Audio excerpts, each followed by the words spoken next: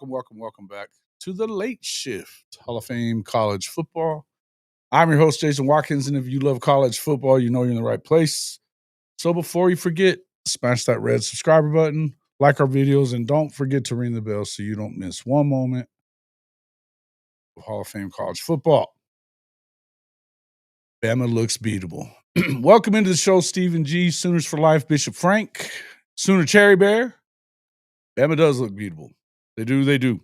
Last couple of weeks, they have not looked like themselves, for the early parts. I would say that pump the brakes a little bit before you just start expecting them to roll over for Oklahoma when they get to Tuscaloosa next week. But I would definitely agree that they don't look perfect. They Ty Simpson, I think you have to kind of put it into perspective. They win 20-9 over LSU tonight. That was big. Bum for Nick Anderson. Jeff Davis says, "Hey man, me too. That sucked to see him plant that knee like that. Looks like he tore it up pretty good. Kind of sucks for him, man. It's been just kind of a tough deal all the way around for those guys. For him in particular, he's just had, kind of been snake bitten, Feel bad for him. Hate to see that. But look, one thing I will say about LSU, they have a great defense. Their offense has not been very good. Their defense has been really good. It doesn't look as good because of the way they've played overall. I would just tell you that I think that it's kind of what you would expect, the kind of game that you would have with the interim coach. They're going to try to play hard for him. They've got a good defense. Didn't ever appear to me that Alabama was in any danger, but they could have put the game away a long time before they did. So I will say they didn't look great, but yeah, Bishop's got it right. No rat poison. Don't start thinking that that's necessarily the team that you're going to see next weekend when Oklahoma gets to town. Delio, thank you, sir. Welcome into the show. Hey, thank you for the super chat in Venmo. Appreciate that, fam. Latoya, welcome into the show. Good to see you. Saw you over there on Ty's show as well. Yeah, listen, there's a lot of big games today in college football. Georgia looked like Georgia and kind of doubling up Mississippi State. The most points they scored in conference play is 25 total. Yeah, but they haven't given up more than 24 all season, aside from game one against Florida State. Nobody's scored very much on them. So what I would tell you about Alabama is that defense that they have is also legit, particularly in the secondary, which is definitely listen, I think it's going to be a really, really good matchup. This is a matchup coming up next week for the Oklahoma Sooners that, first off, make no mistake, you're not sneaking up on Alabama. They are remembering last year, believe that. They remember last year, and they want to avenge that loss. I believe that they are beatable. I think that Oklahoma's proven that they can play with anybody.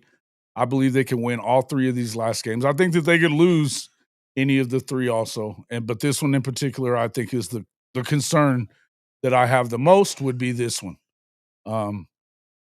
That's just the way I feel about it. Mizzou's not looking very good. They didn't look good today at all. And A&M may actually be as good as coach seems to believe that they are. They have a lot of swagger about them right now, and they're playing good defense. They're playing good offense. And they just, they manhandled the Missouri Tigers today. So that was big. Let's see. I'm now very confident that Oklahoma is going to stomp LSU and Missouri. Well, again, here's the thing. There's not one game that's more important than the other. I think each game is important each week. So you don't have time to, you can't look ahead. If you're OU, obviously you're not going to look ahead to anybody coming up this week because you're on the road at Tuscaloosa. So the expectation is going to be to go out there, handle your business, have a fight on your hands and expect to have what it is. Um, the week after that, it has to be all eyes on Missouri. No looking back from that. Yes, I agree. Sooner in Texas cannot lose to Mizzou. Can't have it. Cannot have it. You got to beat them and beat them handily. You got them in the house. And look, you haven't beaten LSU yet. So just because we are seeing an LSU team that doesn't look very good doesn't mean that they won't look better when they get to the Palace in the final week of the season. Everything to play for as far as if they want that coach to hang around, he's going to have to win. That's going to be you're going to have a big win for him in the last 3 weeks. They'd love nothing more than to ruin Oklahoma's playoff chances. Now, again, that's looking ahead, but each week you're going to have something there. You think that Missouri wouldn't love to screw it up for Oklahoma? They would. And make no mistake, Alabama wants to screw it all up for OU because OU screwed it up for them last year, them getting in the playoff. So each week, you don't have the luxury of looking ahead to LSU or looking ahead to Missouri. You've got the best team in the SEC in their house this week coming up. The week after that, you can't afford to look ahead of that one either because that's the kind of football team that every time somebody underestimates Missouri, they seem to come up with a win.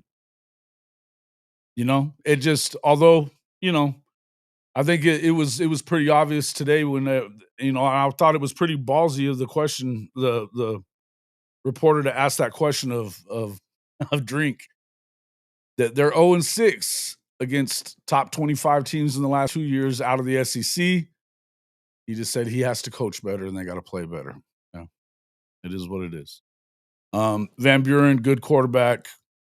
You know, Nuss wasn't playing bad. I think he'd only missed 3 passes whenever they took him out. But they have to the thing about LSU, offensively, they just been out of sync all year, man. They can't run the ball. Um, you know Yes, it is. It is. Right in there. So is the hat. You know, I've got we've got, Hall of Fame with the SEC logo, SEC looking logo, the HOF in there, all kinds of stuff. Just hop on over there, hofmedia.us/pod-merch. We pop it in there so you can go check it out. But let's see.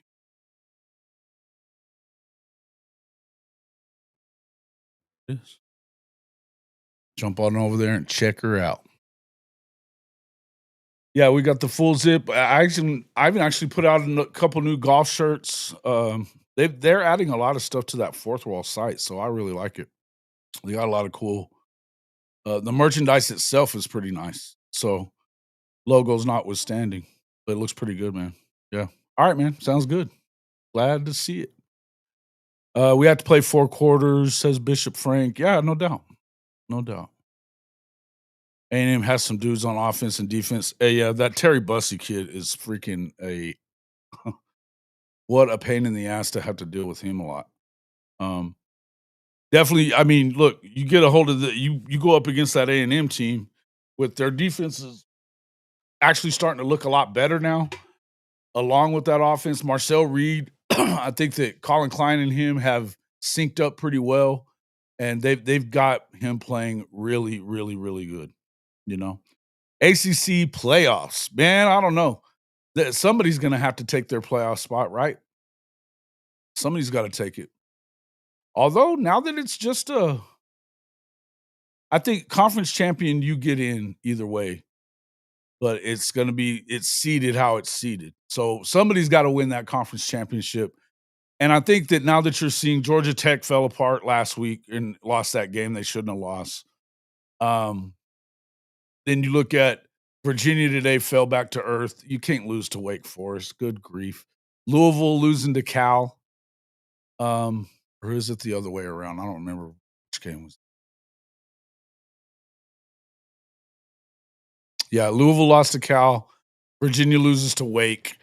Um, you know, Now Miami blows Syracuse out. So that's gonna put them right back into the heat of things, and with Notre Dame blowing out Navy, if they can beat Pitt, next week, I think that's next week, isn't it? Um, they're gonna be in, as we know, and then yeah, and then Georgia Tech, yeah. Let's see, though, here's the thing with about that, James, is that they may have the best team in the ACC, but that loss could hurt them because are they gonna be able to beat Georgia? I don't know, man. I mean, their best chance was probably I mean, they had a really good chance to do that. But I think in the end, it's all gonna depend on how that the standings shake out with all these losses. They're starting to cannibalize each other. And so it could end up being Georgia Tech and Miami in the championship game, or it may not. I don't know. It just kind of depends on how everything works out. But they've got Miami has 2 losses, so I don't think they can get in there. I don't think they can get into the championship game, which means I don't know if they get in. Yeah. Yeah, like Zachariah's saying, I think it might be uh one bid league. Yeah, and then Texas Tech, I mean, look, it looks to me like it's gonna end up being BYU and Tech again in the as long as BYU keeps it together, and of course Tech's gonna have to win out too. But I think if they both win out, they're gonna be in the championship game for the Big 12 together. They should both make it in, I would think, because they both only have one loss. I don't think that hurt them at all. I don't think that hurt them at all, Zach, because they're not losing to anybody else. Those 2 teams are the best 2 teams in that league, and it's I don't think that it's they did I mean, I think that they're cannibalizing themselves below that, but those 2 teams, um, BYU and Tech, have pretty much dominated the rest of the league. You know, or at least the rest of the league has enough losses that it should still be there. 6 SEC teams could possibly get in. I don't see all that, TP. You were saying 5 the other day. Now you're on 6? It's on 6. Yeah. Yep. Again, I would tell you that I don't think BYU's lost 1 game. They've already gotten by Utah. Both of those teams beat Utah, so they're gonna get it. I mean, even if one of them was to lose a game coming down the stretch, they're gonna have the tiebreaker over Utah. But yeah, probably would like 6 is gonna be is maybe 5. I could see, but BYU still got to go to Cincinnati. I don't think Cincinnati's as good as everybody else is acting like. Their big win, their signature win of the year has been at home against an Iowa State team that now we realize isn't as good.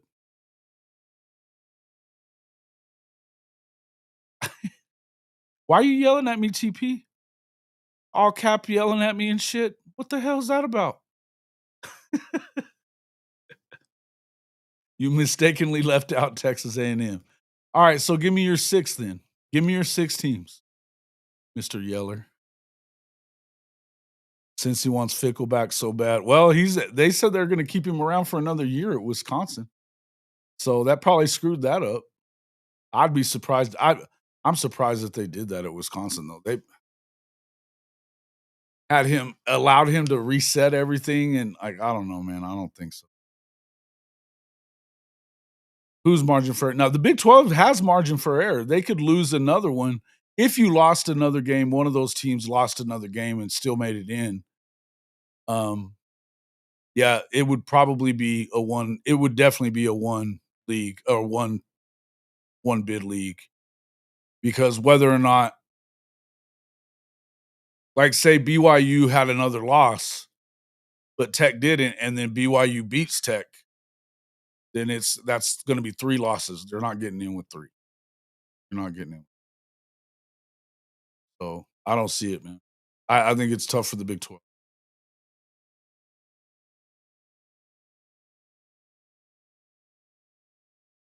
If if what? If 6 are you saying if 6 SEC teams? or 5 or what? What are you saying?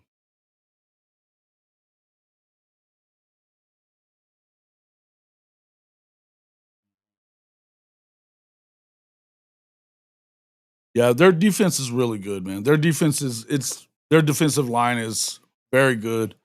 They went out and got some guys that, yeah,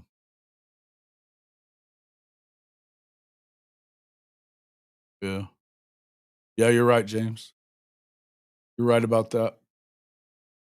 Nope, not a way. No way a 10-2 Oklahoma gets left out. Nope, because you will have beaten, um, Michigan, you will have beaten Alabama, you will have beaten, Tennessee on the road. No way. No way. And then you will have beaten Missouri and LSU, which even though they're stumbling coming down the stretch, they're still the SEC is loaded. The SEC is it's the deepest league in college football. I don't care. Anybody who wants to have that argument with me, bring that argument because you will lose and lose royally. If you're going to try to sit there and tell me that any other league in America is better than the SEC, it's the stupidest thing I've ever heard of. Going toe to toe, a good loss at Ole Miss, a good loss with Texas, and I don't like the good loss stuff, but that they talk about it when they start talking about selection. And don't forget, the SEC is an ESPN product. ESPN runs this playoff shit. I don't care what Uncle Lou says. He's over there saying dumb shit last week, trying to talk shit to me about that they don't have pull on who's going to be in the playoff. They do have pull. They do. But so no, Ian, no.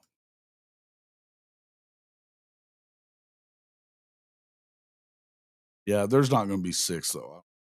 Let's look at the standings real quick. I'll pull them up.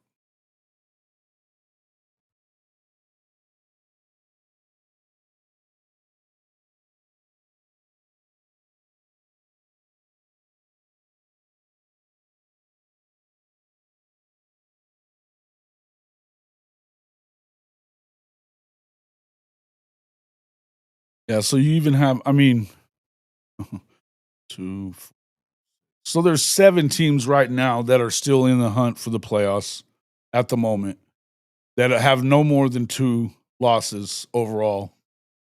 A&M's undefeated at 9-0. Alabama's right behind that, 8-1, 6-0. 6-1. Georgia is now at 8-1. Ole Miss 9-1, 5-1 in the conference. Texas is at 4-1, 7-2. Vandy at 8-2 in the conference after squeaking by, um, and really squeaking by Auburn today. Let me pull this up. I'll just bring it to the whole screen.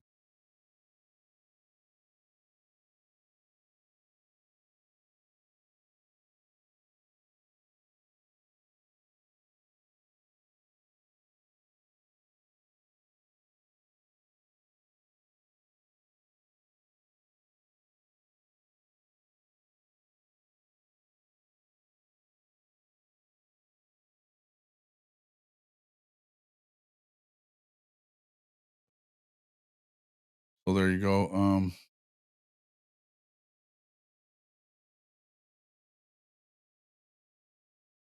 Now Oklahoma's coming in behind at 7-2, so they're in 7th right now. But you know, chances are you can. I mean, you're going to move up. There's going to be some losses coming down the stretch. So if you can beat Alabama, that's going to shoot you way up. Obviously there keeps them in playoff contention because they'll still only have 1 loss. I think that Alabama's pretty much, unless they were to like lose 2 out of their final games, 2 of their last 3, they're going to be in. But they could afford to lose the game next week and still get in. Georgia, they could afford to lose 1. Ole Miss, I think Ole Miss is a lock. But like Georgia, Texas next week, that's a huge game. It's a huge game. If Georgia goes on and wins that, Texas is almost certainly out unless Oklahoma loses 2. But yeah, I think you're looking at 4 likely is the most you're going to get in. I think it's 4.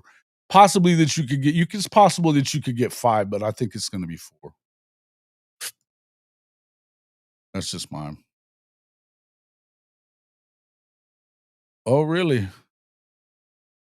You were in Como for their game. Surprised at the level of reality Mizzou fans had with their freshman quarterback. They don't expect much with him for the rest of their season. Yeah. I mean, it's tough to have much expectation, right?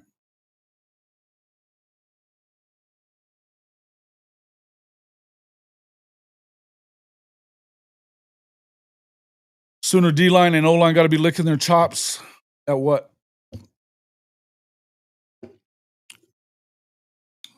The Alabama D line is pretty good. The Alabama O line is a good pass blocking, but their run blocking hasn't been good. That's the one thing. Where I see Oklahoma having a big uh, advantage is in the fact that Bama hasn't run the football worth of shit. And I mean, where we saw at times that Oklahoma couldn't either. Oklahoma's kind of figured that out, running the ball. You got to give them a heavy dose of that shit next week, man. A heavy dose for Oklahoma running the ball, and you got to make sure that they're gonna try the run early. You got to shut that shit down and make them one dimensional immediately. That's what you have to do if you're going to win this game. And I think it's still going to be it's a tough ask. It's a tough ask, no doubt about it. What up there, corrections?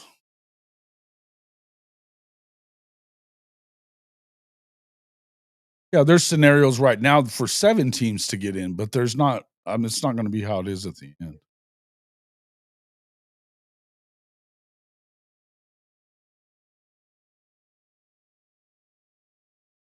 Faroe Field's come a long ways. Hmm. Last time I was at Faroe Field, that was a while back, but yeah. I'll tell you what, one thing about Missouri is they've always been pretty good about their fan base gets after it. They love their teams. Not a ton to love about them, but they get after it. They good fan base. Yeah. Listen, I think so. I think it's gonna be a lot of fun. What makes Bama a tough out for OU? Ty Simpson, that receiving core against our secondary. Um, like I said, I think if you make them one dimensional, I think they can win. But what do you mean? What's playing at Tuscaloosa? That's a tough out, no matter what. And their defense is legit. Their secondary, especially, is very legit. Their defensive line has been good. I mean, their linebackers are playing considerably better over the last 5 or 6 weeks that I've seen. That defense at Alabama is legit. Period. End of story. They have the best quarterback, the most consistent quarterback in the league, without a doubt. That's what makes it a tough out. We've seen our quarterback not be consistent. Our offense not be consistent. Our defense has been good, but it's leaky at times. Whenever you don't get, you know, what you need to get from the offense, Oklahoma's clearly beatable. They come in and they play the type of game that like Ole Miss played where they can put points up on the board, and they will.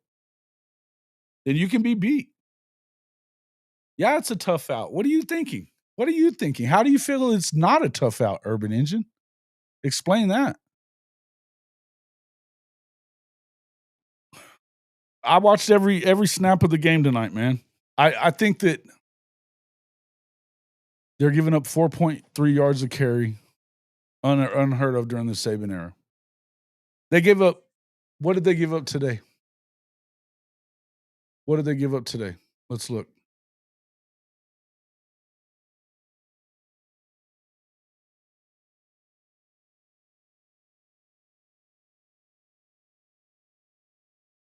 Um, it wasn't. They didn't give up shit. 59 yards on the ground. I mean, and that's even if you don't take away like the minus yards from Garrett Nussmeier. I mean, it's only 72 they gave up, but they gave up an average of 2.3 today.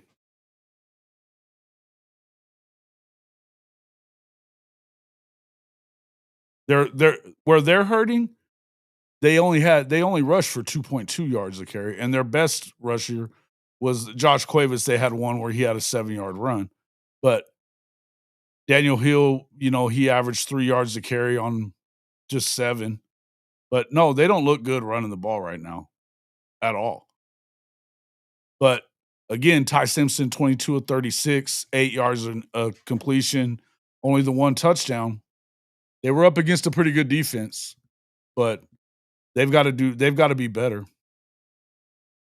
Their secondary best part of their defense and ours is the weakest link. Their passing attack is very good. Ours has been up and down. We can run and stop the run. Yeah. Yep. There you go. So yeah, it's a tough out. It's a tough out. And who cares about the Saban era? It's not the Saban era anymore. You're not playing the Saban era teams, and that doesn't mean that. Look, I'm not telling you that Oklahoma can't win. I've been saying Oklahoma can go in here and win the game. I'm not gonna just sit here and predict it right just offhand the same day that they play a game against kind of a wounded dog, which you never know what's gonna happen in games like that. And I mean, LSU's a proud program. They're not just gonna lay down. They're not gonna lay down. So it's easy to sit here and judge, well, they only did this. Don't do the transitive property thing. Don't do the transitive property because it gets you burnt every time. There's no reason for that. You got to believe and know that these guys are not, it's not some joke of a football team.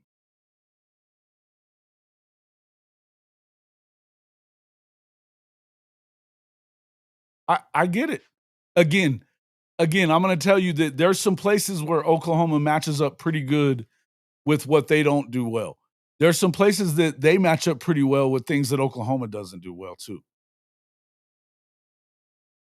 And look, not for nothing, but we can say whatever you want. You can say whatever you want about Alabama, but Kalen DeBoer has lost. I think now in year twos, he's lost a total of 4 games with 4 different programs. I mean, it is what it is. He doesn't lose a lot of games, so it is what it is. You better quit doing that all that all cap crap, TP, yelling at me.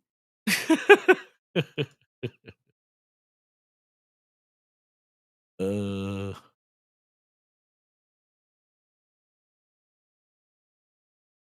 Texas and Ole Miss neutralized the OU pass rush, and Venables had no adjustment.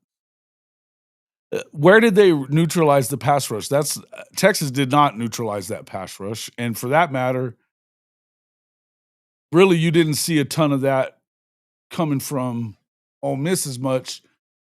What they were able to do, they definitely on the pass rush. I think where they screwed up was with letting the quarterback get out of the pocket because your rush was too deep at times.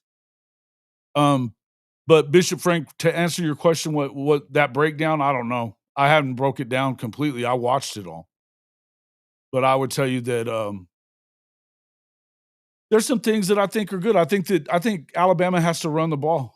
I think Alabama has to run the ball if they're gonna win the game comfortably anyway. You're gonna have to be able to do more than just because what you're not gonna get from Oklahoma is you're not gonna have time for Ty Simpson to sit back there and pat the baby. He will not have time for that shit. Now I know he's mobile enough to where he's good out of the pocket throwing the ball. That's one of his strengths. Um, but it's not easy to do that either.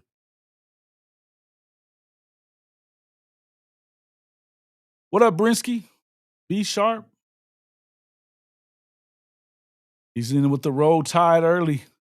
It's hate week, bro. It's hate week.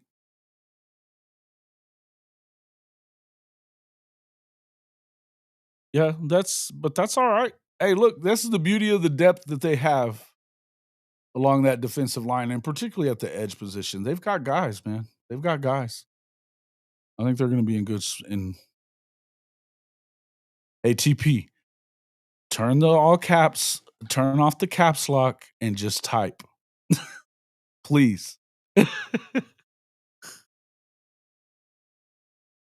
Bro, that there's no way that 7 SEC teams get in there. There's not. You need to knock it off.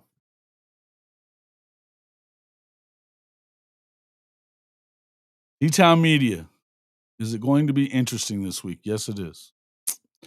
Yes, it is. Welcome into the show, T-Town Media. LSU defense is not bad, but OU defense is better. If Alabama plays like they did tonight, next week, BV going to rattle Simpson.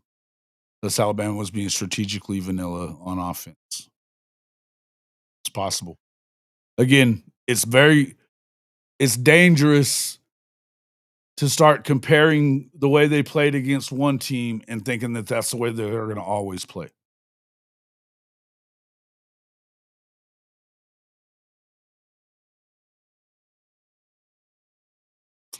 I think I think people are saying that thinking that hamstring injuries are just, or quad injuries, for instance, they just take a while to get better from. I haven't heard anything concrete on that. I don't know that I would, but I hadn't asked a ton either, just so we understand. And if that's a thing, that's a thing. But I'm not. I wouldn't worry about that. To be quite honest with you, this is what I mean. Here's the thing: R. Mason has proven that he's a first round type of talent. He's going to go to the league no matter what. And the good news for Oklahoma is if he doesn't play another snap, they'll still be just as dangerous. They will still be just as dangerous. Taylor Wine has been unbelievably good. We're seeing Danny Okoye in bigger spurts. PJ Adebarwe has been he's much better in run protection than he has been rushing the quarterback. But the interior of the D line is just as important for the pressure that they get as the edge guys are. They're going to be fine. I'm not worried about that. I'm really not. Not worried.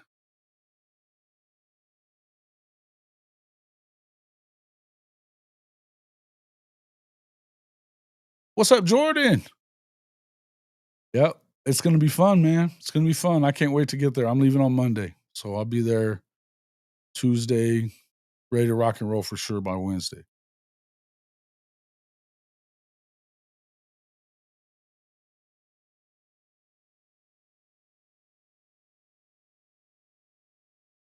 There's no way that's happening, dude. I don't know what TP's talking about. He's talking about 11 wins earlier this year. Now he's talking about 7 getting in. Crazy, silly, weird talk.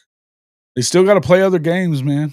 So, I mean, there's 3 weeks left of regular season football. There's no way 7 get in. Not happening, bro. Not happening.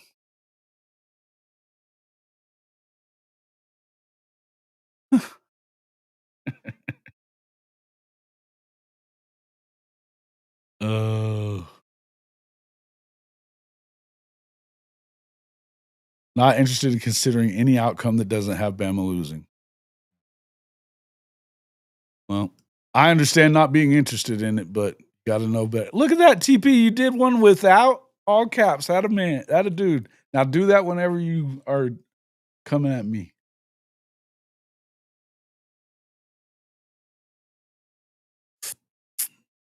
Let's see what else we got.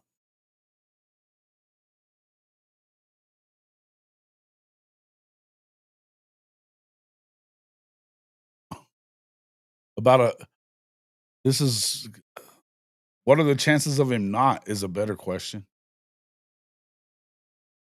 It's almost 0. It's almost 100% that he's coming back. I think they've made that pretty clear.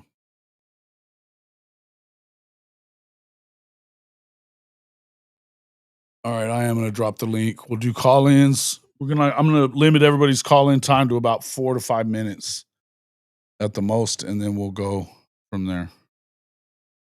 You don't have to. Okay, well, put them glasses on, bruh. Them glasses on. Yeah, yeah, they did. They did. Here's the link. Oops. Well, never mind. That ain't the link. Mhm. Mhm. All right. Come on with it. I'm excited, man. I'm excited about this week. First chance to go to Tuscaloosa and catch a game. You know, I've never seen a game inside there. Tailgating is going to be fun. I think it's going to be a lot of fun, man. And then just hanging around for the week and seeing what it's like in that part of the world. So I'm excited about it. So, ooh, buddy, we're gonna get 8 week stuff started right now. Let me see. 1 second here.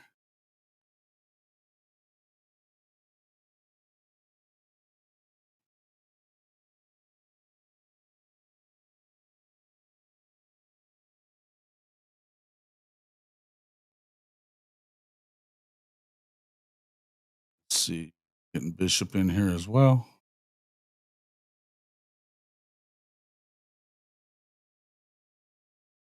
All right, gentlemen. What's up, man? Brinsky Sharp and oops, I think I may have screwed that up. 1 second.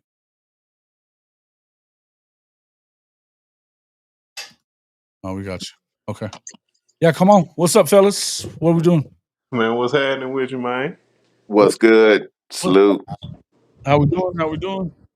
Big game tonight, man. Probably a little lackluster, but they got it handled. You know, took care of them. What did you think about on the night, Brinsky? Oh man, still a lot of things we gotta fix. Whole lot, man. Of course, we just had the post game show.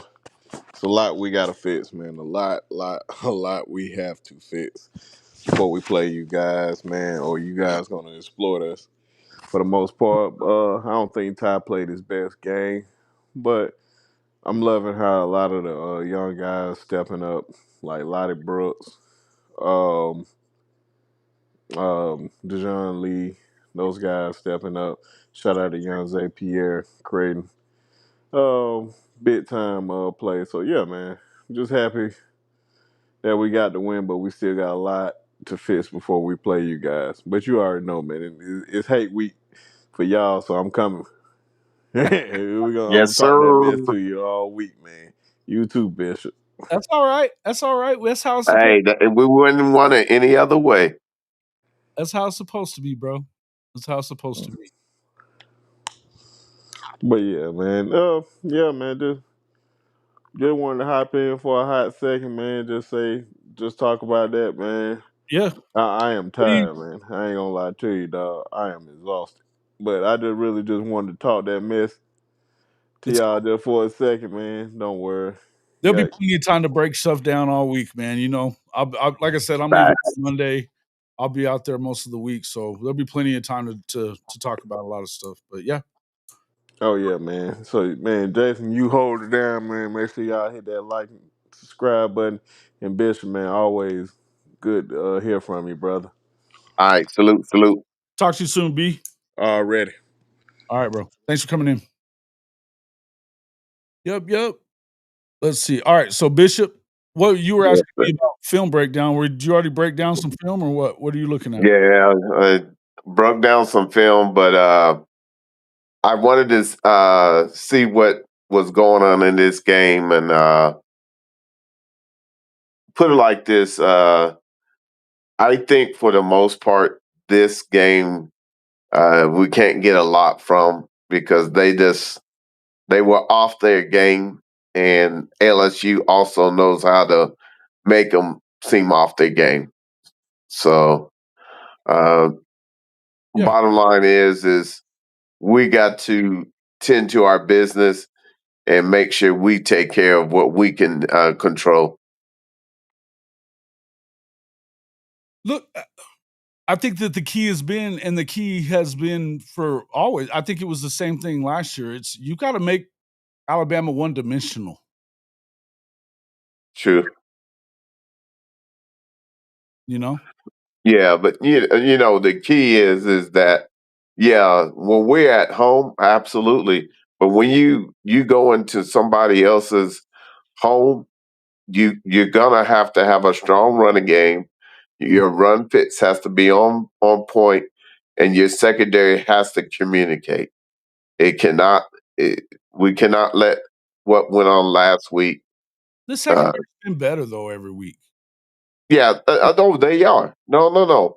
I'm just talking about communication. Mhm.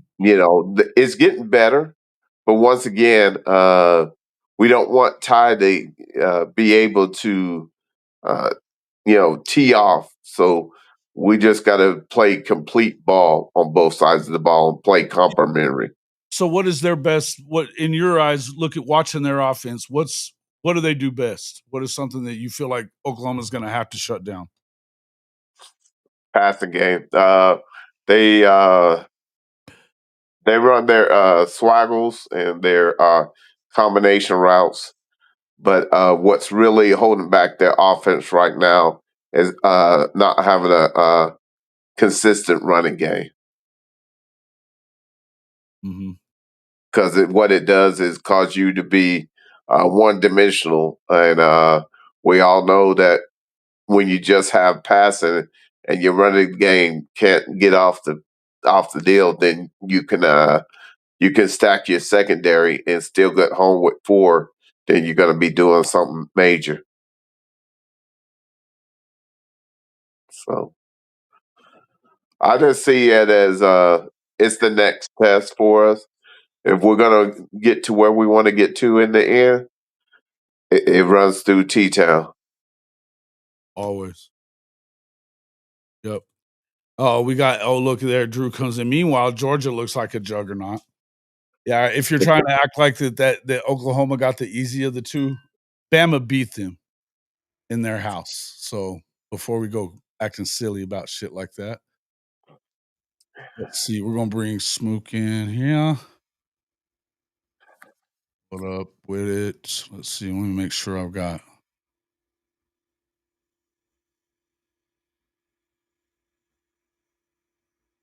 Oops, let me get Bishop in.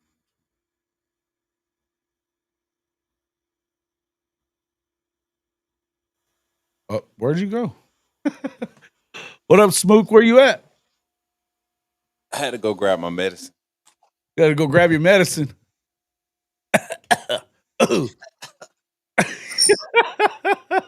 What's up, man? What up with you? I was chilling until I heard that. Anyways, I see you feeling confident about next week, brother. I'm not overly confident, man. I'm confident in. I've been thinking it's going to be a really good game all year. Me too. I think styles make fights. I think we talk about that a lot. Styles make fights in this game, and I think that Oklahoma matches up pretty good with Alabama in some spots. Now, there's some spots I think that Alabama also has advantages with their matchups. The secondary is definitely the worst part of Oklahoma's defense. Although I don't know how much. I don't want to make it sound like they're garbage because they're not. They're not. But it's definitely the weakest part of that defense. And I think that's where obviously you guys got one of the best receiving cores, and especially when the third best guy is Lottie Brooks, if he's the third best guy. That's a problem, for Bama fans right now. Yeah. I knew there would be an opportunity and a time in the season where somebody would do the opposite of what everybody else did, which is really like commit to taking away the run and speeding up the quarterback. Like if you look at LSU's pressures tonight, their pressure rate was the highest they've seen all season. That the highest that Alabama has seen all season. Yep. I guarantee you, I haven't looked at the PFF scores, and based off my snap count right now, Caden Proctor had 4 pressures by himself.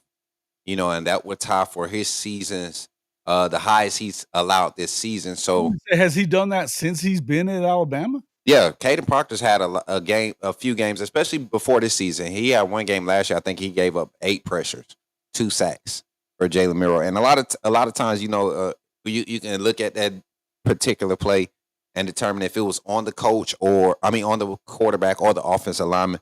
But Caden Proctor has been more consistent this year. The pressures that were given up tonight, I think I'm not going to say they did a great job, But they did play to their strengths. LSU's defense, Blake, what's his name? What's the coach? What's the defense coordinator? Blake. Oh yeah. Dog. What's the guy's name, man? I was just thinking of something else, but it was, yeah, it's the dude that was at Mizzou before that, and then I forget it. I forget his last name, but he definitely had a idea of what exactly how he wanted to attack Alabama, and they stuck with it throughout the whole game. They didn't make any adjustments, and we just missed on opportunities to force them out of those adjustments. If you really think about it, so Blake Baker, who you're talking about, Blake Baker, yeah. And so when people talk about the inconsistency in the run game, I think there's a cause for concern because we refuse to stick with it when it starts good. Tonight, first run by Jam Miller was a 7-yard rush. And then you come away on his next carry was a 4-yarder. And then you go away from it for 3 or 4 plays. I didn't like the Ryan Grubb call at the beginning. The pretty eye candy first. That's how you want to start to try to impose the one game. I don't think that's the way to go. So other than that, man, this team still no turnovers. Go ahead. You guarantee you have to just make sure you keep sending this shit is what you do. That's committing to the run game is what it is. Exactly. And I think Oklahoma's had a problem with that too, Smoke. They've had a problem with that a lot of the time this year, that they haven't committed fully to the run game. Now I think that they've shown that they can run the football. Yeah. And I think that what they do is pretty well. I think if there's a weakness in that defense, because I think a lot of people don't realize how good this Alabama defense is, particularly in the secondary. They're unreal. But I think you can run on them, and you better run on them. We need to shorten this game and make it easier on. You don't want John Mateer to be trying to do everything on himself. You can't have it. You cannot have it. And oh, my fault. Go ahead, brother. No, I was just saying you can't have him. So what you're going to have to do, take away the run from Alabama, make them get away from it like they did tonight. And then you're going to have to make sure that you keep Ty Simpson off his spot. He's going to have to move around a lot and do things that makes him uncomfortable, or else it's going to be a long-ass day. The thing is, Jason, I think Ty Simpson is just as comfortable moving the pocket and using his legs. Moving the pocket, but it's just about him saying, okay, I got to commit to this for this moment or for this phase of the game and continue to roll it when it's working. One thing I continue to hark on when it comes to Ty Simpson, which is a curse and a blessing, is the fact that he has so much confidence in his pass pro that's in front of him. Because he's one of the least pressured quarterbacks in the conference. And I think he's like in the top 25 as far as least pressured quarterbacks in the nation. So yeah, their pass pro has been fantastic, right? Yeah. And his pass percentage, completion percentage probably took a hit tonight against pressure. Completion percentage against pressure probably took a hit tonight. But up until this game, he came into this game with a 71% completion percentage against pressures. So, and tonight, I don't know what Alabama fans do. I listened to Sharpshooter come in talking about the run game, their concerns with the run game. If a team cannot make me stop running the ball with 8 in the box, then that's a freaking problem from them. But if they got to commit 8 to the box to slow my run game down, I'm perfectly fine with that. And you're talking about my defense is not giving up the explosives. We haven't had to make any major adjustments in our defensive scheme. You haven't forced us out of our pass game. We just got to connect in the timing aspect of it. That's a hard team to deal with, Jason. When you literally have to load the box, you have to shade the box to take away the run game or to make the run game ineffective.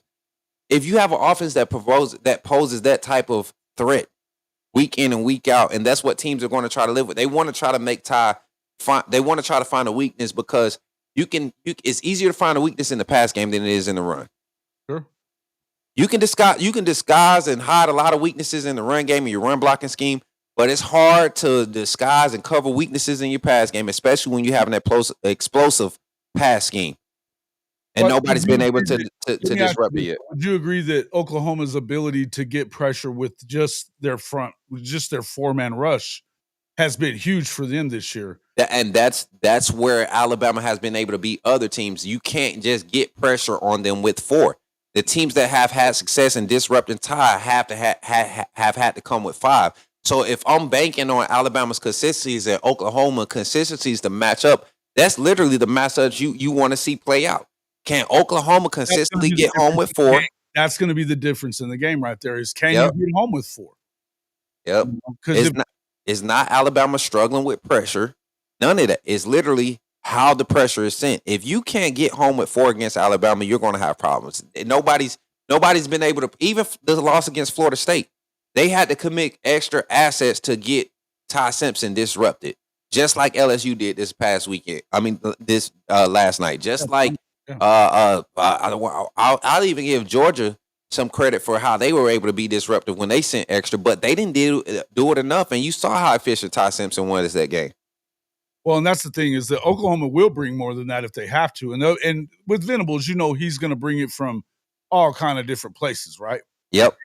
And so it's a matter of what can you get him rattled a little bit because you're not able to, slow it. They're going to slow down the run. I think that obviously Bama, that's the place that I would feel good about is that I don't think Alabama's going to run the ball on them. I don't. So I feel like we can get you one-dimensional, and that's where it's going to come down to what can you do with 4? And if you can't get home with 4, how are you going to disguise your 5 and 6 man rushes to keep him rattled up a little bit? I think it's going to be different, man. I think it's going to be a different. That's why I said, I think it's going to be a great game. A lot of opportunities to have a big time game, and who's going to make the most mistakes? It's probably going to come down to and one thing that Alabama's done really well that Oklahoma hasn't done as much that we would like to see more of, but you did see it last week. Turnovers. Can you force turnovers? Because Bama's defense forces the shit out of them. Come on, I think we had 3 tonight. Should have been 5. Honestly, we dropped 2 picks, or had an opportunity to make a play on the ball for 2 interceptions. You see the intentionalness on to strip at the ball when you have a guy wrapped up and he's fighting for extra yards. But I want to say something else that Oklahoma fans need to pay attention to. Outside of the scheme and what happened on field as far as play calling with LSU and Bama tonight, Saban Field at Bryant-Denny Stadium is that crowd factor is back. It is back, and I promise you, since I want to say Tennessee game, that's the loudest that Bryant-Denny has been consistently for the last few home games that we've seen. I mean, Tennessee was the last home game that we got on the road to South Carolina, but then now back home you get a big win against LSU, a true rival, right? When you're talking about competitive balance. And then now you got Oklahoma coming in. Talent. It was just a matter of they haven't had it together this year, but you had to expect them to play and be in this game for a while. It's a talented team. They still are the number 8 ranked roster coming into the season as far as talent spread. So it's not like we were going against the unknown of Florida State, where transfers who haven't had an opportunity. This is a team that was one of the favorites to win the Natty this year. Come on. They didn't work out well, but they were a favorite for a reason. That's why I don't get surprised when Florida plays Georgia close last week or South Carolina plays Alabama close. These are teams that if they started, and we said this in some of our breakdowns, if they get it all together, just like we can say the same thing about Auburn right now. As trash as Auburn looks, they play Vanderbilt to the wire, and Vanderbilt is still a quality team. If Auburn had any type of quality quarterback production in the first 3 weeks of the season, we would not be talking about them in the same light that we're talking about them in right now. Same thing with Georgia. Georgia looks like they can go and beat any team right now or compete with any team. They've been fighting, but now they look like they have a good grip on who they are, and they handle games now. They don't struggle. They've been handling games. Up in front of our eyes. Georgia's quarterback has grown up in front of everybody's eyes. Gunner has lit it up, man. You know what, Gunner Stockton, maybe not necessarily from a statistical standpoint. Maybe not from a statistical standpoint, Jason, or even like the dynamic plays. But you remember Jalen Milroe's first year starting, and we had Tommy Reese as the coordinator, and everybody was like, yeah, he's just growing up game by game. He's getting better and better. I think that's what's happening with Gunnar Stockton in his passing game and how that's helping Georgia develop as a team offensively. But it's accentuating the weaknesses or covering up the weaknesses from the defense because that secondary is still having problems. Mississippi State missed some opportunities against them to change the momentum in that game. But you're seeing a quarterback, when you have a quarterback that's kind of in control of an explosive offense or have assets available in the explosive offense, that could kind of carry your team, and you can see guys both sides of the ball continue to benefit from that. Well, I mean, Gunnar Stockton is he's number 10 in the country in completion percentage. He's been doing very well with that. Let's see, passing yards, probably not as high up in that. Let me see. He's a little further down.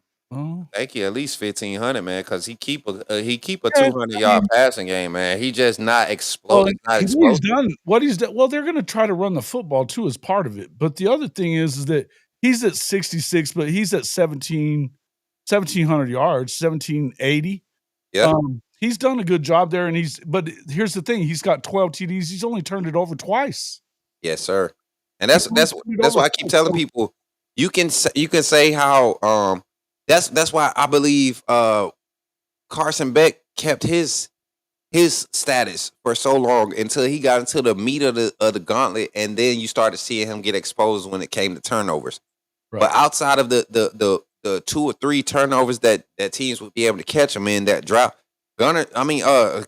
Carson Beck looks like a first-round quarterback, to a lot of people. So it's not crazy to see Georgia. They've always had the weapons. I'm glad we caught them when we caught them, because you don't want to see Georgia with in the first week of the playoffs, first round of the playoffs, knowing who they are. You want to be able to evaluate them and then adjust to that. So Alabama's you have to get them. You have to literally beat them for 4 quarters. Yeah, you can be way out ahead of them like Tennessee was.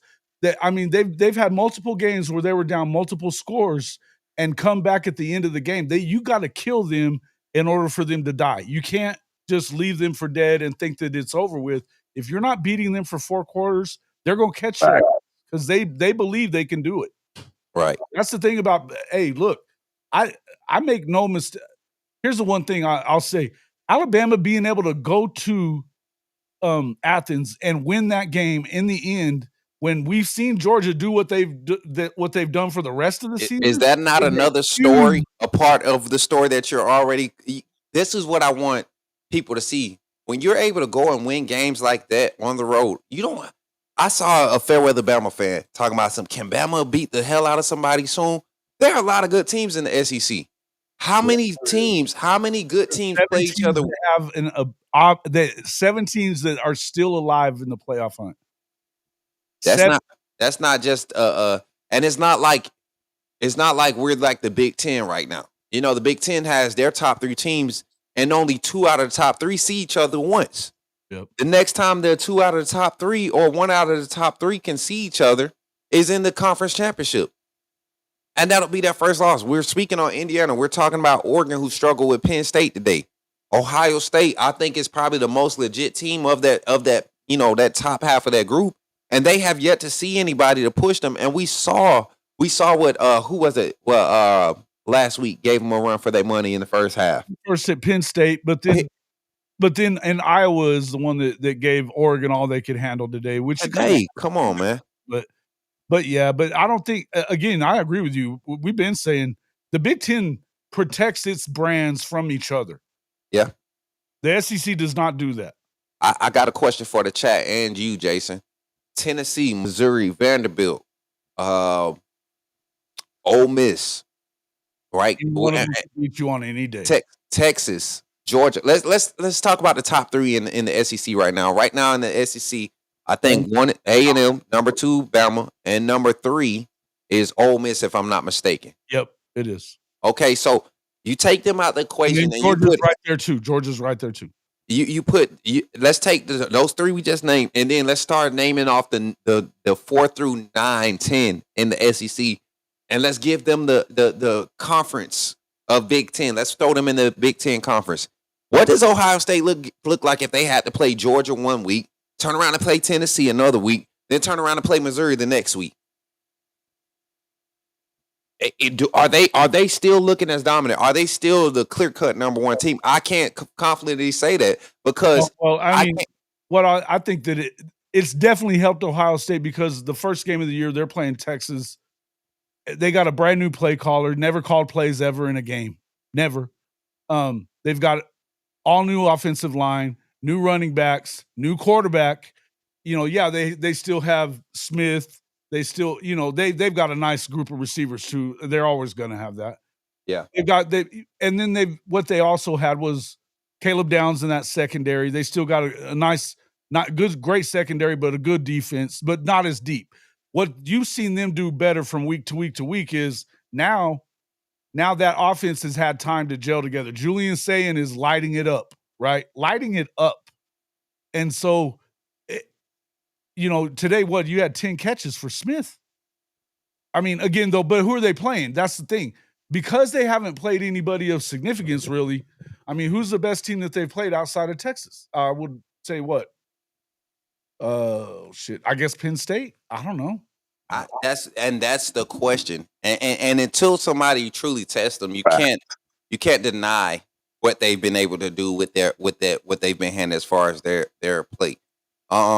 But I will say this: if we're talking about teams getting better, I don't see a better product being presented for Ohio State week in and week out. It's a consistent product. They show up and they're the same team week in and week out.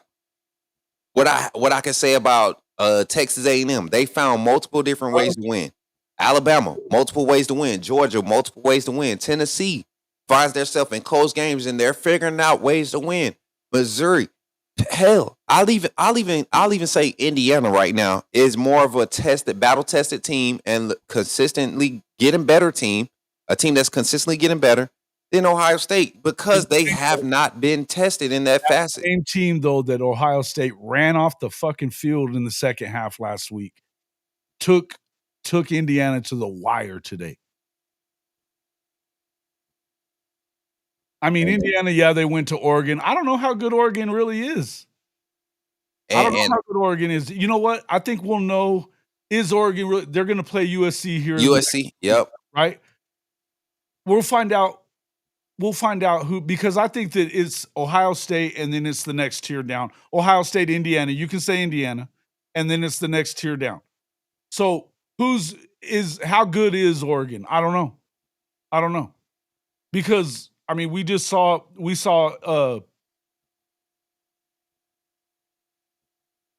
USC get pretty much brutalized by the Notre Dame running game. They can't stop the run, and they're not going to run the ball themselves enough to win against that. If Oregon is smart, they're going to run the shit out of the ball against SC. And if they do and they don't have success, it furthermore proves what we think about Oregon's offense. Yeah. They are off schedule offense, and that has not won a national championship ever. Off schedule offenses that just produce 8 or 9 explosives in the game. Dante Moore's still got some room to grow for sure. A lot of room, especially after what I seen Iowa do to him. Yeah. And it wasn't even the pressure up front. It was just and we could factor the weather in, but his reads, he was so shook. And they were disguising their back end coverage so nicely today, Iowa was. And we know Iowa plays disciplined defense. Legit at Iowa, no doubt. Yeah, they're going to be disciplined. You're very rarely going to get them out of position. And some of the plays that he make, you see Iowa-like execution, even though you don't have dominant secondaries like Georgia. They still play great team defense. Right. Same thing with Missouri, plays great team defense. Like teams, you may have weaknesses at each level, but they flow together so well that they hide their weaknesses good enough to where they extend drives. And I think that's where Alabama separates. They have spots, but the way they string you along is they make you get so focused on a space that when you try to attack it when you need it, that's when we show up there and we're able to create the different turnovers. And I want people to, all you Fairweather Bama fans that keep Sharpshooter, I know you in the chat. You be over there talking with your boys. All y'all be talking about Kane Womack and his scheme, man. This scheme is legit. I don't think it is way too consistent, man. It does the same thing. It has been doing the same thing since it showed up. You give up a little in the beginning. You make your adjustments. When you see Kane Womack sure about his adjustments and these players believe in those adjustments, the execution level goes way off the charts. When we've seen it week in and week, the last 6 games of this gauntlet that we've seen, conference play, Alabama's defense performed better than they did against ULM, Wisconsin, and Florida State statistically. Yeah, their defense is definitely legit. Neilio said, in my opinion, whoever's going to win the Natty has to beat the Buckeyes. That's just me. So you're going to have to. They're the best team in the. I don't think that there's a doubt that they're the best team in the country right now. I think that how they've gotten to that point of being the best team in the country is what Smook's talking about. They haven't had to go through the battle. And here's the thing: however, if it's 4, if it's 5, I don't know. I think it's going to be 4. Whoever comes out of the SEC, whatever amount of teams, they will have been battle tested to the point, unlike anybody in the Big Ten. Unlike anybody in the Big Ten.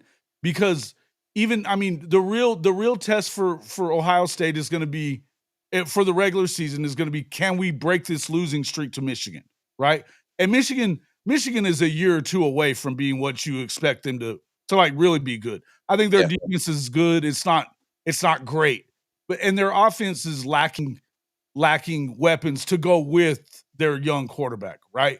That doesn't mean I don't think that Michigan's very good. I do think they're very good. But I think that a couple of years down the line is when you're going to look at them going, son of a bitch, they're real good, right? Yeah. But that doesn't mean they can't beat Ohio State. If Ohio State does if you look at on paper and what you've seen so far, Ohio State should drag their ass. Can they? I don't know. If they do, then you really got a problem. If they don't, then it's like, okay, well, there's a chink in the armor, right? That'll be the next game. Protect the shit out of their teams in that league. Facts. But that'll be the only game where talent-wise, talent on roster, it matches up. And that's where the coaching makes a difference. You got Hartline over there calling the offense for Ohio State. And I talked with Jimmy Stein earlier this week about, what Ohio State has on staff in itself. You got an NFL coordinator, defensive coordinator of mind that's really got NFL assets, future NFL assets at his disposal, right? And these guys have the aspirations that come from programs. What's that? Caleb Downs is probably the best defensive player in the country. Ain't no problem, man. Caleb Downs has been the best defensive player or the best player in college football since his freshman year. Even with the small freshman mistakes, man, Caleb Downs, I think people forget how many plays off the fucking charts.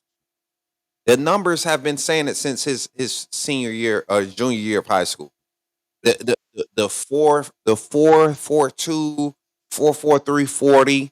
The 37-inch vertical, the 340 bench press, the 5 whatever squat. Like, he's naturally just like, God, if you want to make a football player and say, I could put you at any position on the field and just get you on a meal prep program. He became a running back this year. Come on, man. Like, he can play it. He can play it. He can get you. He could come down and play a boundary corner. He could play slot corner. He could play your nickel corner. He can play your safety positions. He could be a hybrid linebacker for you. You want to blind him up in the wide 9 technique and tell him to go beat a tackle off the edge. He can go do it. Like, you put him on the offensive side, put him in the slot. I mean, anywhere. He's your best player in college football. But when you have multiple players, and it's no secret that Ohio State has been able to recruit, but when you take players and you get like the top 5 player from each state at the position or whatever, and you're stacking that talent and you're giving them NFL style play calling and concepts and breaking it down to where they understand and they're fluent in it, that's hard to compete against. And that's where Ohio State is kind of separating themselves. It's not just a talent gap, but you have the experience in the coaching staff, and that's where they're going to be tested when they have teams who truly believe in their concepts. I don't think they've played anybody that has a true identity yet to this point in the season. Yeah, I agree. So Michigan knows who they are. They come in, week out. They play their game. They tough it out. They out physical most of their opponents, and they win. They win how they're supposed to win. Yeah. Look, I like Michigan. I like Michigan more than a lot of teams do. I think they've had 2 losses, one in conference.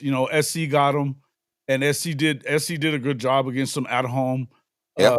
And you know what? It looked like because they stuck with the run had a lot to do with that, but their secondary struggles a little bit as well. I think that that's the biggest problem there. But again, it's youth and them not having when they go up against somebody who has explosives on the offensive side, and if they can get a lead, it's hard for them to stay in a game that's going to be have a lot of pace to it.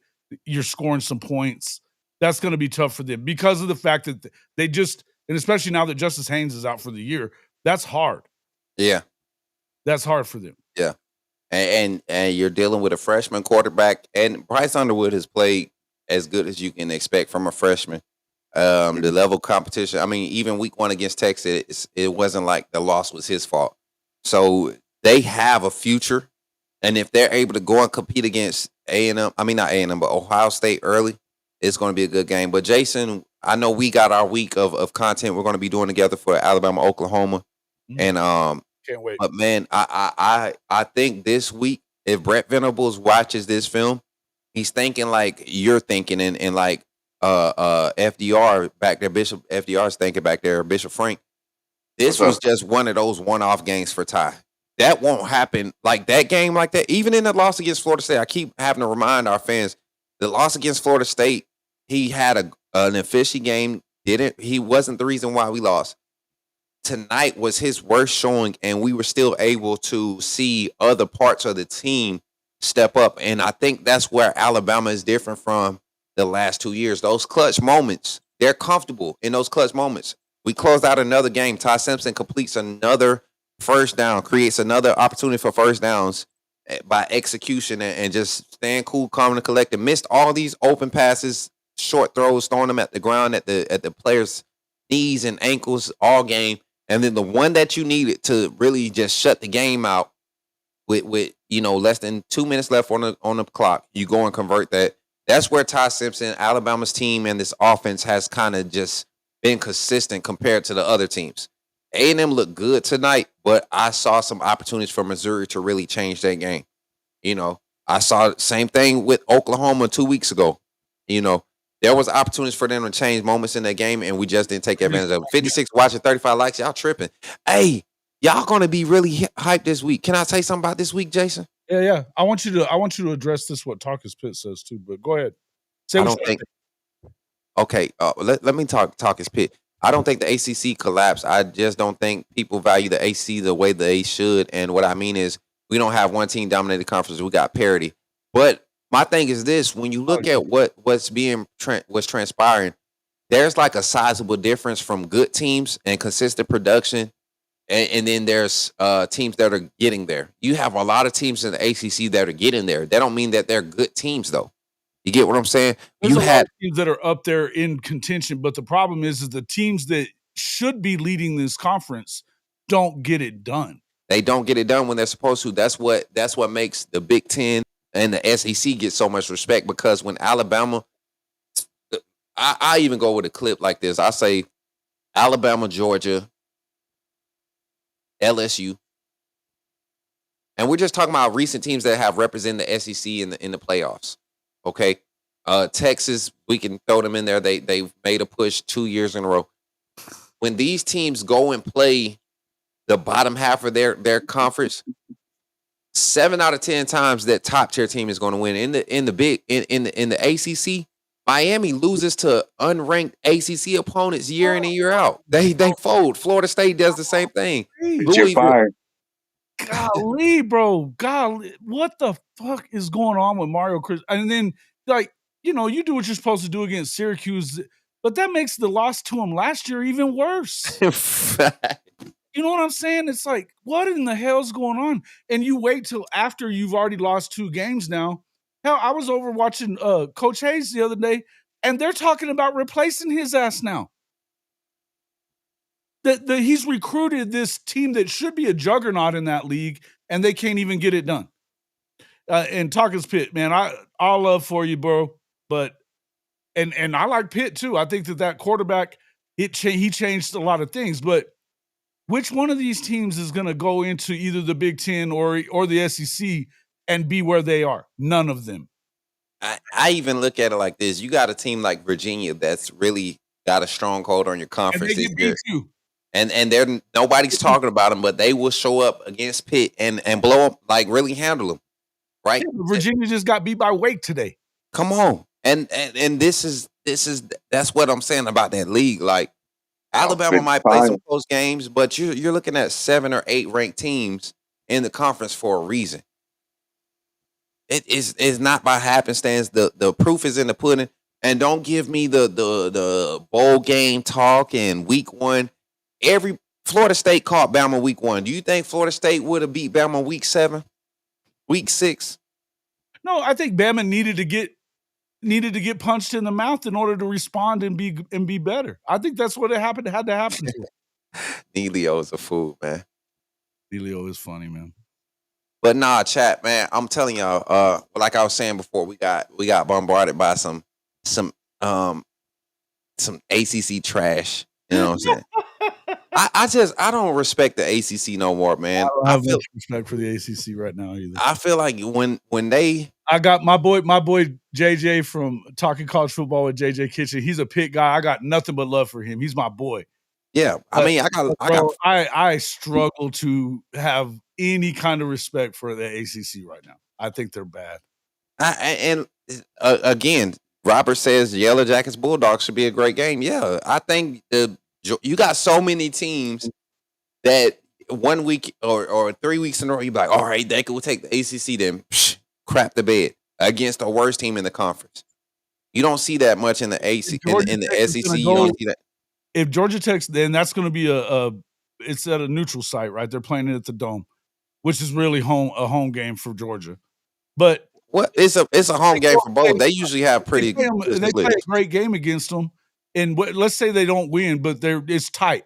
Why the hell did you lose to NC State then? The fuck are you doing? Come on, man.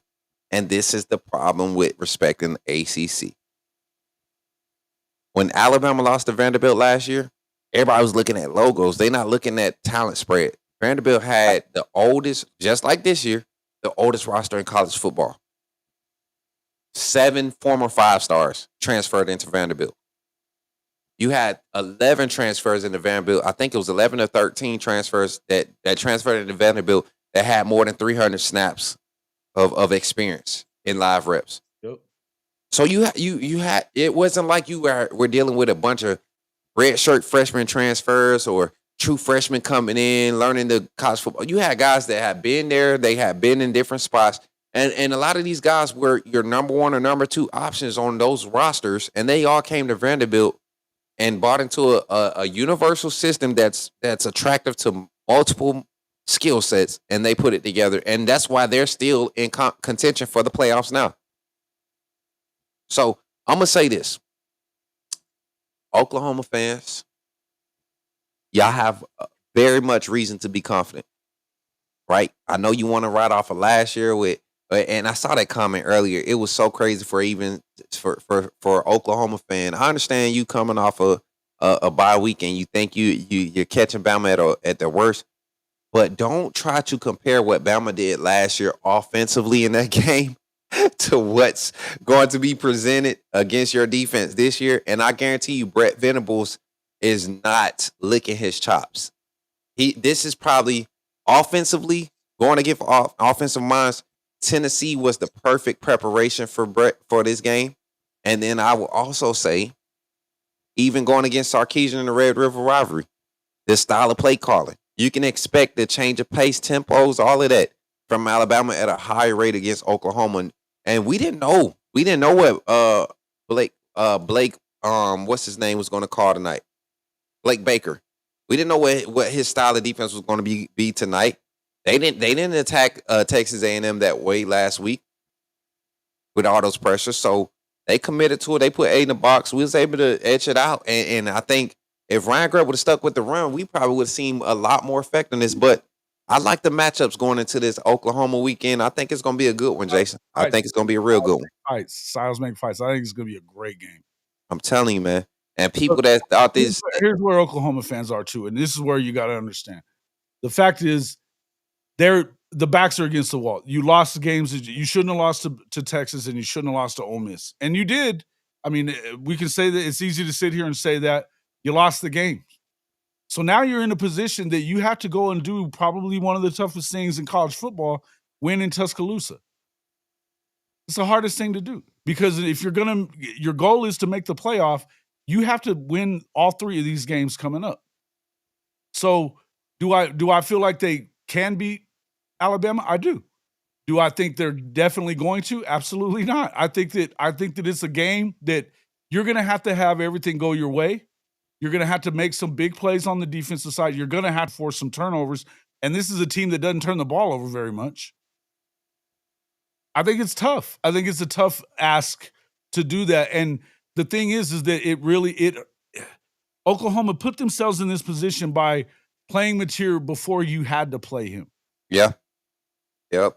And what more, Jason, honestly, if you had to say, my concern with Alabama, what more in the run game can we try to showcase to say that we can't run the ball? My only answer to that would be run the ball more. I think we evade the run game too much. Yeah. If I had to pose the same type of question or scenario around Oklahoma's offense, is we've seen John Mateer struggle the past 3 weeks. Like, let's be honest, he has not looked like John Mateer from week 1. Second half of last week, he looked a lot better. He looked better, but still, was that the explosive style of Oklahoma offense that Arbuckle was playing? Come on now. No, and so what you have to do, here's what I feel like with Oklahoma's offense. You've got to, first off, commit to the run and keep running it, because Xavier Robinson, he's shown that he can run the ball against Bama last year, but he's also been very, very good the last 3 weeks. Feed his ass the ball. He needs. You have to feed those guys, man. This new state. He needs 20 touches. And so if you do that, then Mateer doesn't have to be as good. He can be what he's been the past couple of weeks, be pretty good. Run and be good in spots. But you've got to run the football. We're going to break it down, y'all. I don't want to get into it too deep tonight. Y'all know me and Jason going to be in front of y'all all week. So this is what y'all been waiting for, man. Yeah. This is what y'all been waiting for. I know both communities have been talking about it. Oklahoma week. I'm excited for it, man. I think whatever happens this weekend, I'm expecting a good game, win or lose. I expect and vibes, man. Jason, and the vibes are going to be great. Man, you know I love your audience. I love the Bama audience, man. Mm-hmm. They've all been good to me. And you know, I got nothing but love there. I think it's going to be a lot of fun. I've always I mean, just like anybody else, I want to see Bama not be Bama, because you get sick of watching them win. Yep. But because you're trying to be there. But if you have anything but respect for them, then you're just a hater. Man, listen, I and that's what I said about Georgia. As much as I hate Georgia fans, sure. I have to look at this Georgia team and say, this team in the playoffs is going to give anybody problems. Yep. And if they bring their A game, they're winning. They're winning. I feel the same. I feel the same way about Alabama. Like right now, and I'm not being a homer. Alabama's A game versus Oklahoma's A game right now, Alabama wins. That's just the unbiased. For Georgia's A game versus Oklahoma's A game, Georgia has the defensive edge in that. So Oklahoma has the defensive edge. Offenses, to me, we know what the quarterbacks are doing. John Mateer, his A game is better than Gunnar Stockton's A game right now. Their wide receiver core's A game is probably just as equal as. So when you look at everybody's A game, and that's what I look at. I don't try to look at Oklahoma's losses and see how we gonna beat them. I look at their wins, what they did when they felt comfortable and they were on the freaking roll. Yes, that's what I look at. And I look at that and I say, okay, I compare that to Alabama's A game when they weren't confident and they were on the roll. It's kind of hard to put those two against each other and decisively say Oklahoma can do what they need to do to win in Tuscaloosa. But if this was in Norman, we'll be having a different conversation. We'll be having a totally different conversation. So this weekend, we're going to break it down for y'all, man. I'm going to get out of here. Y'all know I got to get ready for church in the morning. Hey, y'all, tomorrow's 90 Sunday. The kids singing. I'm about to have some fun. The kids always never cease to amaze me on when they have to do stuff in church, man. Yeah. Sooners for Life said Smooth Crew is always respectful when I hit up his facts. It might get a little different this week though, Sooners. Be careful coming in there. They was on one tonight, Jason. We was popping stuff tonight because they started early after that first drive against. I'm like the first drive, chat. But y'all know how I am. I don't do fair weather stuff. I don't do fair weathers for no fan base. Like if you popping stuff about Oklahoma one week and then you turn around and you bowing down because y'all had a struggle game and you folding. We're going 2-10 because we lost week 1. I'm not rocking with you. You're not even a real fan. You fair weather. So, but let me get off here, Jason. I appreciate you for having me on as always. And yeah, man, we're gonna keep preaching that good gospel for our Bama Nation, man. Appreciate you, man. I'll see you. I'll talk to you tomorrow. For sure, brother. All right, man. Later. Yep. Salute. Bishop, you still with me, man? Yeah, there he is. He is still with me. What up? What up? All right. Yeah, I'm still here.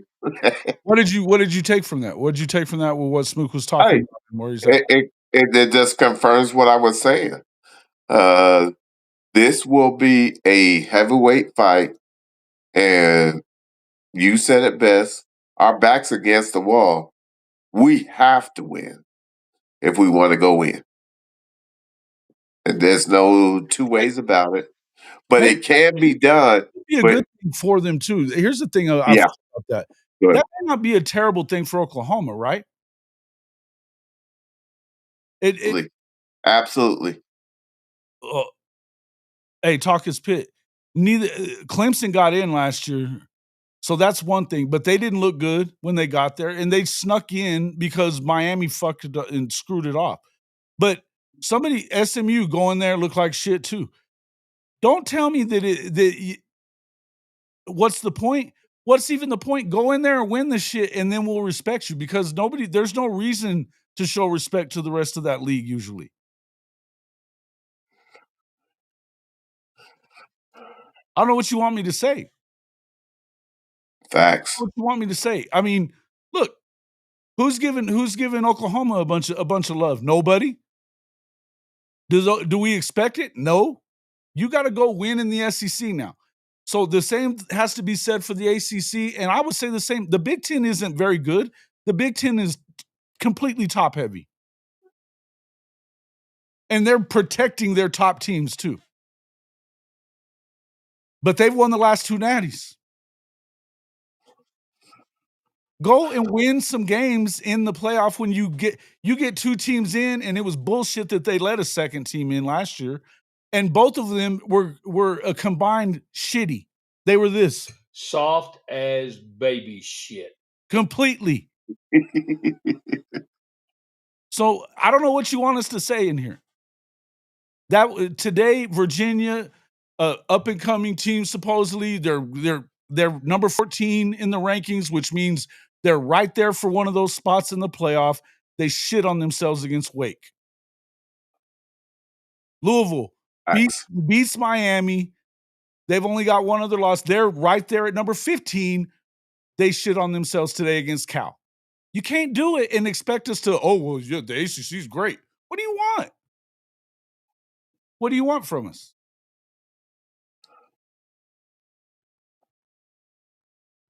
What I would do is Pitt needs to step the fuck up.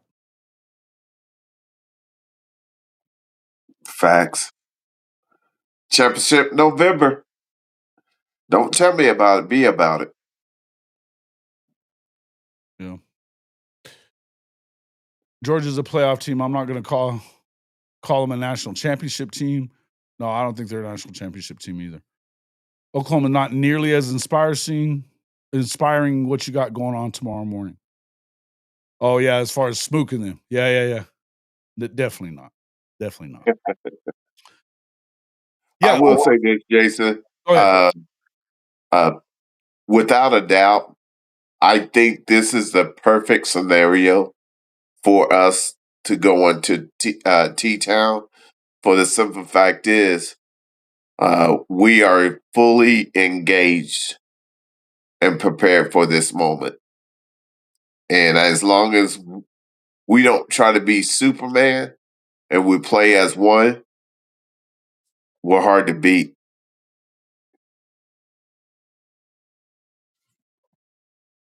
Yeah. But it goes back to the thing is that you cannot afford to become one dimensional or try to think that John and this passing game is gonna propel us. Our running game has to be comparable to our passing game. You have to commit to And the running game, right? right, Commit to the right. Yeah, exactly. Not only that, this front line of Alabama, if we establish it, it has them to commit more into the box, which lighten up the secondary, which allows our passing game to be more fluid. I think it's a good question, Elio. But you're adding in what they do on offense. I don't know. I like them. I like what I've seen from them. I just don't know that I could trust everything I've seen from them. Like I said, at Penn State does a good job on defense still. We know that much. They're going to be good on defense. Their offense has been shitty, right? But you could see them stepping up and giving a game to somebody like Indiana. But I don't know that Indiana is as good as what their record says they are. Whatever, man. It is what it is. But what they do offensively compared to who do you think they would compare with?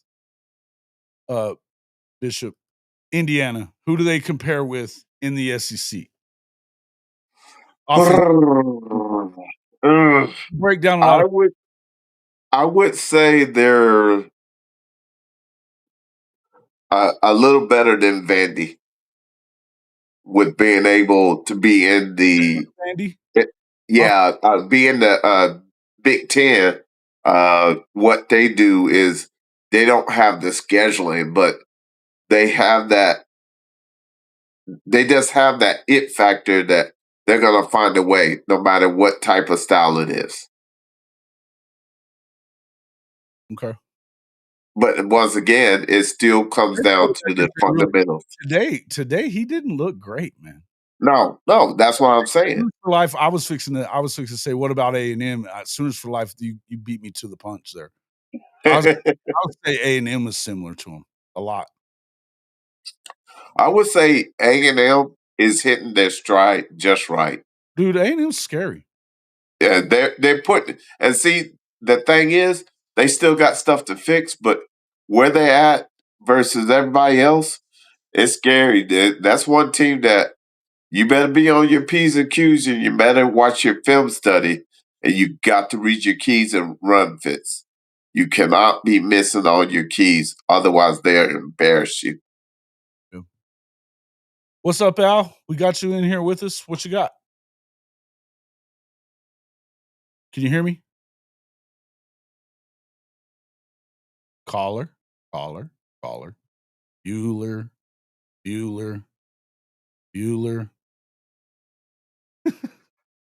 you here?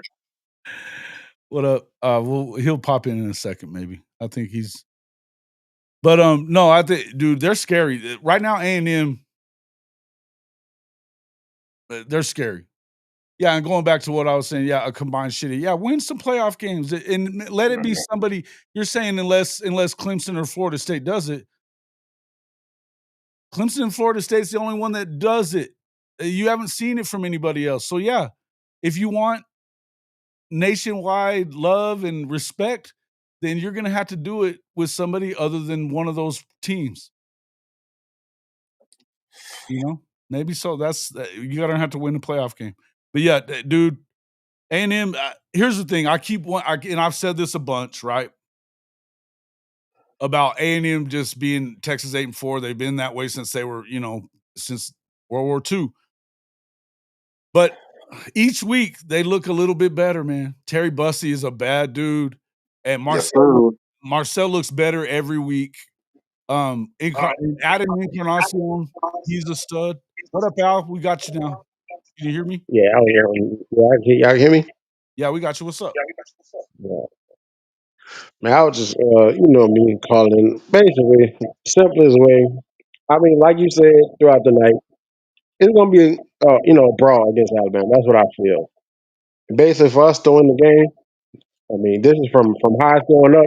You got to pressure the quarterback, and instead of pressure, you really got to hit him. We got to hit him at least 5 times, at least 3 times a quarter if we can. There's no quarterback like to get up off the ground, and have wear and tear all night, They gotta get basically. I think too. Yeah, I think they gotta get to him early. No doubt about it. right. They're gonna Like I don't, yeah. and I don't. I would say the best offense we played. Who would you say? Ole Miss or Tennessee was the best offense we played so far this year. Uh, well, I mean, the Ole Miss offense had more success against us, right? You gotta turn Right. off your TV or whatever that is. I'm hearing myself there. Um, but as far as like I'm muted. okay. No, as far as that no, I'm getting feedback from Al. Al, turn your TV off or whatever's on there. You got me? Alright, cool. No, who's the better offense between Ole Miss and Tennessee? Well, I mean, Ole Miss had more success, but I think it had a lot to do with the fact that Chambliss, Chambliss is flat out dangerous, and he's able to do things with his feet that Aguilar wasn't going to do that, right? Um, in the passing game, I would say Tennessee was better, and statistically speaking, Tennessee was better, right? But what Oklahoma was able to do in getting them turning the ball over, I think you could do that again. I've been saying this a lot. I think that what we've seen for most of the year has been really fluky with Oklahoma's defense not turning the ball over against a lot of teams. I'm hoping that it's a sign that they've gotten a bunch the last 3-4 weeks, and they, got 3 last week alone. I love for that to be a sign for things to come for this final stretch of the season. I don't know that I trust that that's the case, but I think you better. I think you're going to have to find a way to turn them over. But what you were asking that question, Ole Miss to Tennessee, I don't know that it matters. I think that the Alabama offense is better than both of them. I do. E- Except for the fact that I don't know about their run game at Alabama. I think that you can make Alabama one dimensional and win like you did against Tennessee. But I don't know. I know one thing is you're going to have to try to turn them over, and I don't know that you will because Ty Simpson hasn't been turning the ball over. They don't put the ball on the ground. I think it's a matter of you're going to have to find a way to do that, and so I don't know if that really answered if that was where you were heading with that. I don't know that I think that if we're talking to you want to add Alabama in there, the best quarterback of the 3, you still got to play him. Al, you I with mean, me?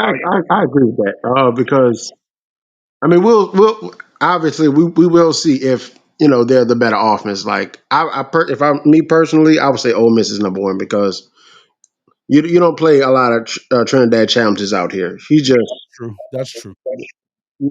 and Ty he can move, and also he's very very accurate, very very accurate. And I think the offensive coordinator, girl, I think he does a great job of scheming up, everything. They just can't run the ball. It's kind of weird. Like they can't run the ball, we can't run the ball. Some got to give. Like we've been running the ball better lately, Yeah. but I, I don't know if we. John So, Kidd's got to play extremely well for us to win. Just yeah. flat out. He Yes. can't turn the ball over. Simple as that. So see, I think I'm with you on that. I think that that's where you're looking at it when it comes to the similarities between Alabama and Oklahoma offensively is that they don't really commit to the run, and we haven't committed to the run a lot of times. And so who's going to and who's gonna have success? I think Oklahoma has a better chance at success running the football. I don't know that their running attack is set up as well. I don't know. Maybe not. Maybe, but the question is which coordinator is gonna actually make that commitment and run the football and continue to run the football even if it isn't right away breaking big runs off, right? I don't know. I think it's a big question. Well, I know for me, it's O line versus D line. That's where it's going to be won. And if our D line can get off, then it votes very well for us. Yeah, Yeah, I agree with that 100% because I mean, Bama has is it one of the best Bama O lines I've seen? No, but it's still a good O line, and I think our interior is going to have a huge game. Not that they haven't played well, but they're going to have to take it up another notch this week. I feel. yeah, because without R. Mason, you feel like you're not losing a ton, but you. I said earlier, you don't have a drop off. You're gonna have some drop off. I shouldn't have said it that much. R. Mason was important. The fact is you've got depth on the edges too, and I feel like you can still get home a lot, but it is going to depend on that interior. I think you're 100% right there. The interior of that D line, this is where you need Stoney and Jaden and all of them. Grayson Halton, he's got to get home. They got to get home some this weekend. What they do really well though is pass block. They pass block their asses off. Running wise, they average 2.1 yards a carry tonight. You know, I Yeah, that's true. like where we are in that one. Their offensive line is really good on the other part. Yeah, and with this stretch, we've played a lot of offenses. Now, the past three offenses we played, they really pass block very well. They weren't, the greatest run blocking team, but we faced a lot of, good pass blocking teams. So I don't know. Hopefully they learn from that and try to get home on Alabama this week. It's going to be a hell of a matchup. Hell of a matchup. I think we've said this a bunch of the last couple of years. Styles make fights. I think that the style of these two teams, it's a good one for Oklahoma. Oklahoma has some advantages in this game. They've got some disadvantages as well. And I think that where you match up with that. So how good is, their pass blocking has been really good all year. Alabama's has. Our rush has been fantastic all year, right? Leading the country in sacks, hurries, all that shit. Well, something's got to give because they're best at that, and then we're best at against that. So what's going to happen there? You know what I mean? So that's a big question, and I think that's going to be a big part of it. The other part, like I said, it's been fluky for me that you haven't seen them force more turnovers. You know, I feel like you have to find a way. Mayfield, are you behind me, or are you? Because I'm not sure. I'm seeing your comments, and I think you're behind because World War II was a while back. Yeah, I think he's got to be behind us. But what I will say this is that for the most part, what we benefit from was having a bye before them because we were definitely stretched real thin, and the bye has allowed us to mentally recharge, refocus, and get ready for the to finalize and finish out strong. And everything is in front of us, but we just got to stay focused on the details and make sure we press through 10 toes down. Hey, Well, that's the only way we got to this point. Bishop, this is where we talked about this offense. You don't need them to be perfect all the time, but this is Nope. where we need you to be better than you've been. Facts. This is the time of year that you've let us down in a couple of games offensively, and it's put us backs to the wall. Now we're to the point that we need you to be sound. We need you to be clean. No, not a bunch of penalties and no turning the fucking ball over. And bottom line is Mateer has to make very good decisions this weekend. In the RPO, be able to count to 6, be able to count to 5. Yeah. You can do that and hand the ball off when you're supposed to and not just tuck it and try to run, then you're in trouble. Not only that, Arbuckle has to pay attention to the ebbs and flow and make the necessary adjustments when need be, and Like keep. what do you mean by that though? Be specific. What I'm talking about is knowing when it's time to run the ball and force and stay consistent. Stay in his ear and be like, run the football here. Run the football. Be consistent. Yeah. Yeah. Yeah. And not only that, not just run the ball, let it be the focal point where you can play action and RPO off of that. If we do that, man, I'm telling you, it makes the game a lot simpler. And then we can coincide and be complementary to our defense. That's where I feel that we That's need to get right back to. 100% what I've been saying. That's exactly what I was just saying is that I don't want to. We've said all year that with this defense, you don't have to go out there and put up 40. And I agree. And I still think that's the case. You're better off if this game stays in the 20s or in the teens, even. Your chances of winning are just got better.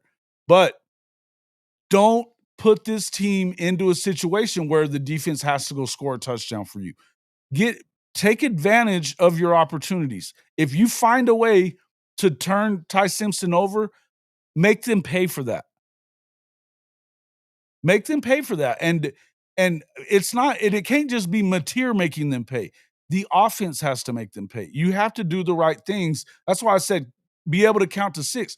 If you can't count to 5, knowing that if they're just bringing that 4-man pass rush and you're not handing the fucking ball off, then why are you not handing the ball off?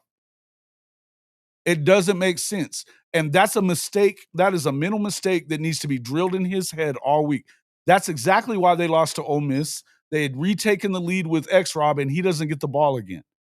That cannot happen in this game, or you will lose. You will lose. Agree. Like to add on what you and Bishop said, like he literally has to simplify this. If it's run, run. Like run the ball, count the numbers. Like literally, I was sent into the box one game just to count numbers. Have somebody there to count the numbers. Whether you gotta run the zone blocking scheme, hell, get EPL out there to pull something. You got to do something. Then that set up the play action or the RPO. The RPO has become the new play action now. Like, and just throw it over the head because eventually you keep running and running the ball. Somebody gonna start peeking. And you can hit him over the top. But he's gotta know when to give the ball. Like Allbroker has to simplify this game. I don't care if you gotta come out in the goddamn wing tee to simplify. I don't care. You got to do what you got to do. Yep, I agree. 100%.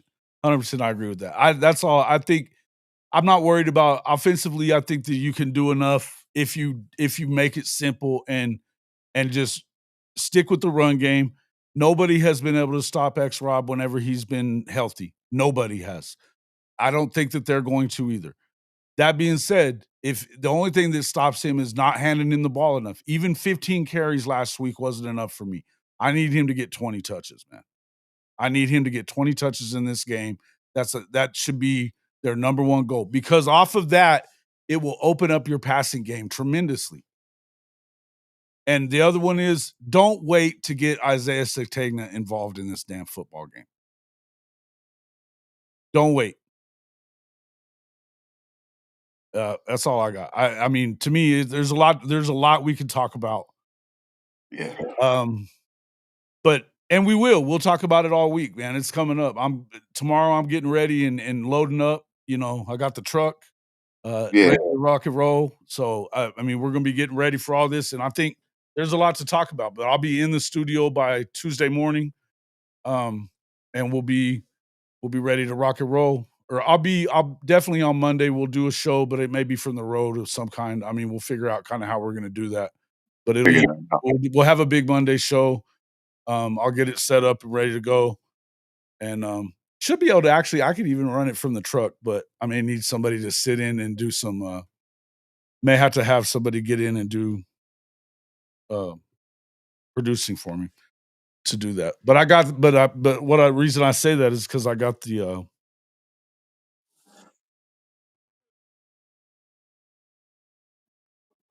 I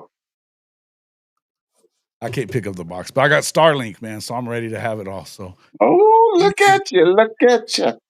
I will say this.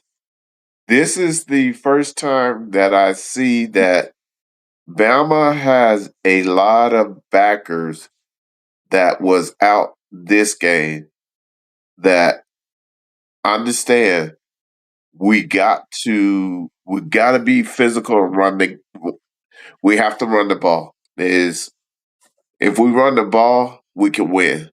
But if we just tippy toe around it, we're playing into the hands.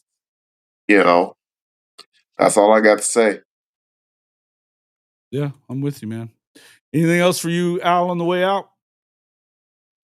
I appreciate you taking my call, bro. Well, I'm glad you always call in. I appreciate you. Make sure you hit us up this week, man. We'll be on a lot. Like I said, I'll be there in Tuscaloosa, boots on the ground Tuesday. So here we go. It's gonna be lots of fun. Appreciate you coming in, man. All right, guys. Neilio asks, do we got a nickname yet for the mobile studio? I don't know. I called it the Hall of Fame Caravan, but I think everybody could come up with a little something better, right? I think everybody could come up with a little something better, maybe. Hit that like button on the way out. People miss. Make sure we do that for sure. Yeah, look. Yeah, somebody said about the wing T offense being successful at this level would be incredible. It would. It would. Look, I think there's a lot of things that you can do. You can come from I think that there's a lot of principles from old school football that you could burn into these new offenses and it could work. You know, there's a lot of ways to do stuff, but I love offensive coordinators that are able to kind of employ some different things to work against somebody else. Yeah. How about the Crimson Cruiser? See, that's already better than what I had. There you go. Already better than what I have. I like it. Everybody kind of start thinking about some of it. And guys, I appreciate everybody coming in. We've been going for almost Appreciate 2 you. hours now.